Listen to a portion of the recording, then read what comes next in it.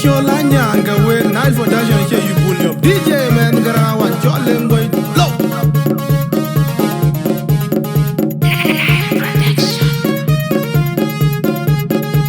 Baba ke le che loi pia cha loi bai we pe mi kwan ka jong le bang thing ko kal jada ben wele wadie ma je loi pia loi ko ben wele jara Baba ke le che loi pia cha loi bai we pe mi kwan ka jong le bang thing ko kal jada ben wele wadie ma je loi pia loi ko ben wele jara Baba ke le che loi pia cha loi bai we pe mi kwan ka jong le bang thing ko kal jada ben wele wadie ma je loi pia loi ko ben wele jara ben che mo nyin ka loi we jok akona gi ku go me leg di na ko ku cha da ra ka ja kal cha da to ji yu tiom nyen ku pen pen nom da ye ben pe pa ji nga ja do me lim ku cho la garanga wana yu lor ja ji mi on galen ku thong tu kwa kel galen lor kai ya pe pen nom da ye yu tiom nyen ka cha da pe pa ji nga ja do me lim ku cho la garanga wana yu lor ja ji mi on galen ku thong tu kwa kel galen lor kai ya pe pen nom da ye yu tiom nyen John did Yol Pola Nyago we DJ say you bling it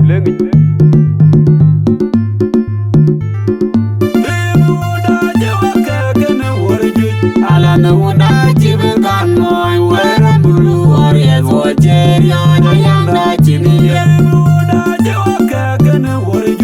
Ala na wunda jibe kan moy wera bulu warriors wajeria na yanda chiniye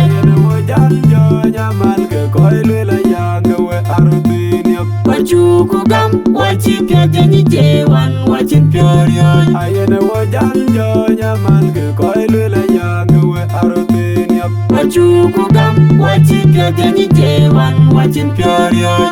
Udara ke liru bi Warwalo biketu kalero chiga marangu baju ke waramo warya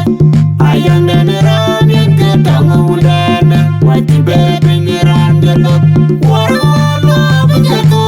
kalero chiga marangu baju ke waramo warya Ayanda nerabien ke tangu undana wachi bebe nirandelo Warwalo biketu kalero chiga marangu baju ke waramo warya Ayanda nerabien ke tangu undana wachi bebe nirandelo Burmalwana nyovde burmalwana nyovde na waga gwaje baito na waga tiwi burmalwana tiru burmalwana majang nomde na waga gwana nyovde na waga gwana tiango burmalwana nyovde burmalwana nyovde na waga gwaje baito na waga tiwi burmalwana tiru burmalwana majang nomde na waga gwana nyovde na waga Warwalo biketu